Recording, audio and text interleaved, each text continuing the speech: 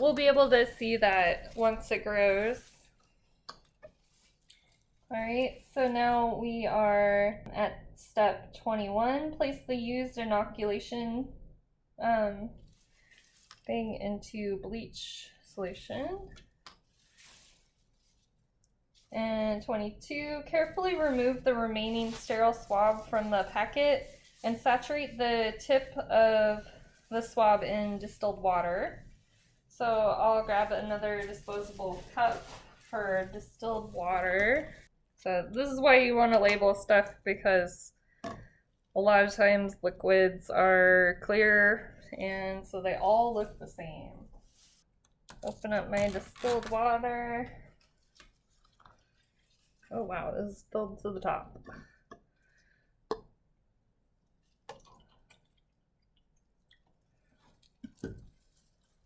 Alright, so here's my distilled water. So it says carefully remove the remaining sterile swab and saturate the tip of the swab in the distilled water.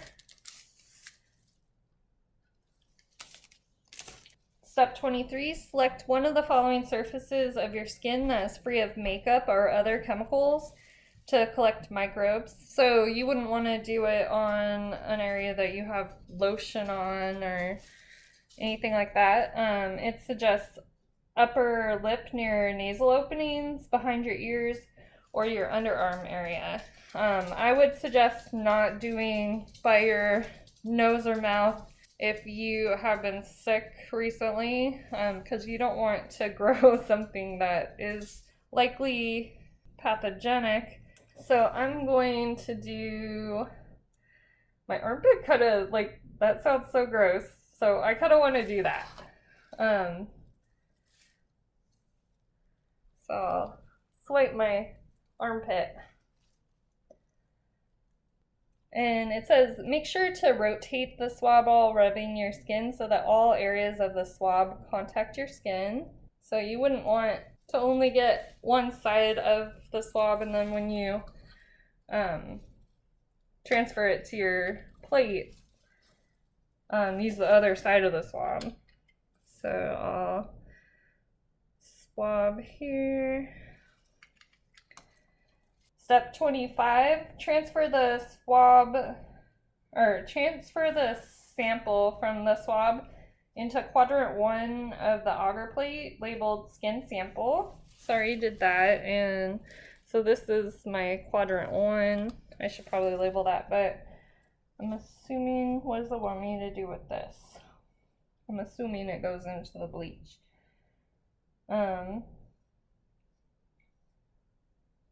Yeah, it doesn't say, but I'll just put the used swab into the 10% bleach. Alright, we're at step 26. Repeat steps 13 through 21 for the skin sample agar plate. So we're going to do the 4-quadrant streak again. So this is going to be my first quadrant. This will be my second, third, and fourth.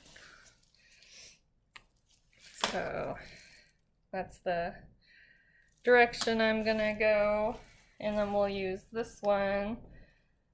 We'll tap it to get rid of any drops of alcohol.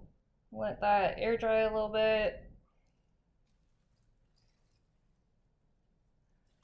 And then we'll transfer from quadrant 1 into quadrant 2.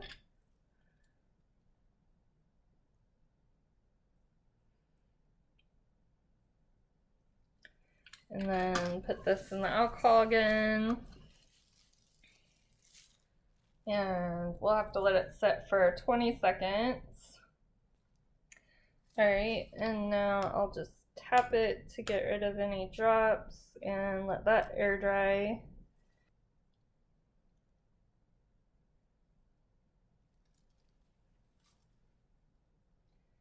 And then we'll be moving from quadrant 2 to quadrant 3.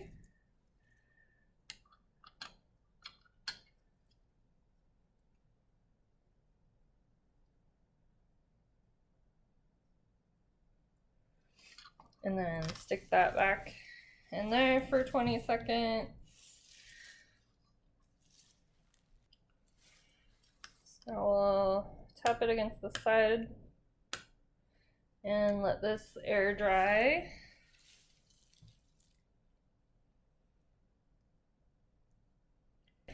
So now we'll transfer from 3 to 4.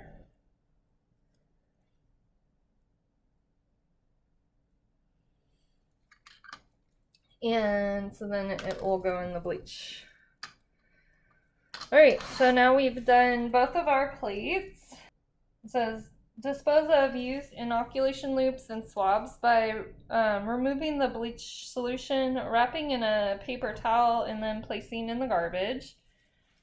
And then it says, step 28, pour the remaining alcohol from the cup into the sink and dispose of the cup in the garbage. And then step 29, wipe down your work area with a 10% bleach solution. So I'll just dispose of the bleach really fast. So what they mean by wrapping in paper towel, and then you can just throw this away. I think we're done with the yeast too. Well, I'll just wait until it says. And then the alcohol we'll dispose of.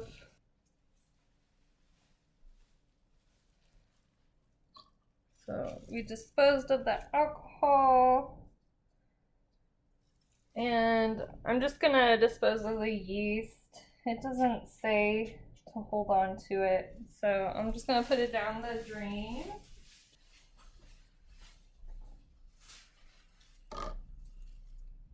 And I suppose we're done with our distilled water as well.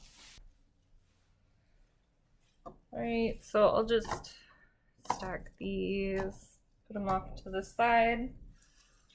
And so we'll wipe down the work surface with 10% bleach again.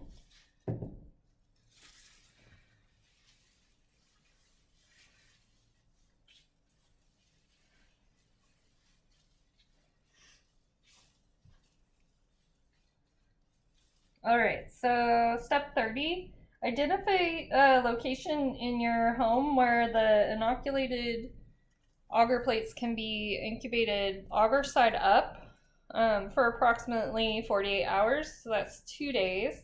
So if you have pets or children, you'll want to put it away in an area that they can't get into.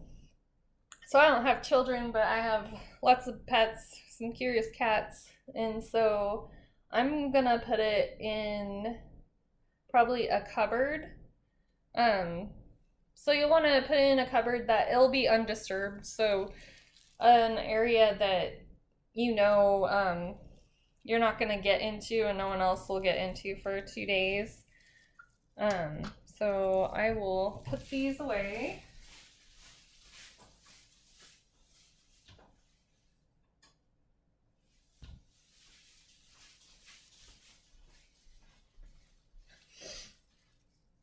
And so the location should be room temperature and away from heating or air conditioning vents, out of direct sunlight, and secure from children and pets. An empty cabinet works very well. If a countertop is used, place cultures in a box, such as your empty Hands on Labs box. Use the thermometer to determine whether the location meets the requirements, which is 21 to 25 degrees C.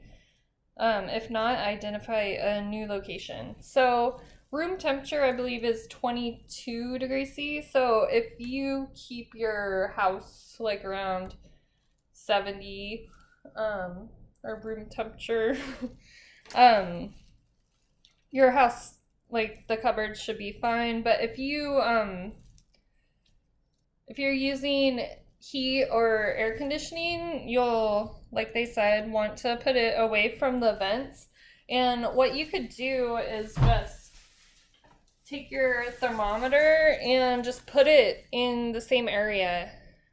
So like right now, the room temperature in my house, oh, it doesn't want to focus. So the room temperature in my house, it looks to be like 23 degrees Celsius.